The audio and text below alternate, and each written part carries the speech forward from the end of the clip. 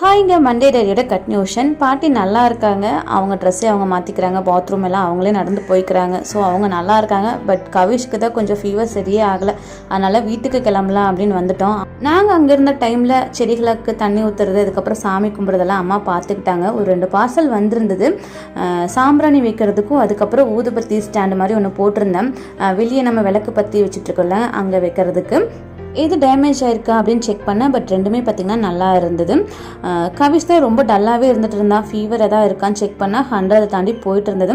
சரி, டின்னருக்கு வந்துட்டு அம்மா ரெடி பண்ணியிருந்தாங்க. சரி, எதாவது சாப்பிட வச்சு மருந்து கொடுக்கலாம் அப்படின்ட்டு. சப்பாத்தி, ரைஸ், அதுக்கப்புறம் பருப்பு கடைஞ்சி வச்சுருந்தாங்க. ஒரு 1/2 சப்பாத்தி மட்டும் சாப்பிட்டான். மருந்து கொடுக்கலான்னு குடிக்க வச்சான். துப்பிட்டான். அதனால் மறுபடியும் அவனை சமாதானம் பண்ணி குடிக்க வச்சுட்டு படுக்க வச்சாச்சுங்க. எங்கே இருந்தாலும் நம்ம வீட்டுக்கு வந்தால் தான் ஒரு முழு சந்தோஷமே இருக்கும். பசங்களும் பார்த்தீங்கன்னா நான் தான் உங்ககிட்ட படுப்பேன் அப்படின்னு 2 பேரும் மாற்றி மாற்றி கொஞ்சிக்கிட்டு இருந்தாங்க. இனி நம்ம நாளைக்கு டெய்லியில் மீட் பண்ணலாங்க. தேங்க்ஸ் ஃபார் வாட்சிங்.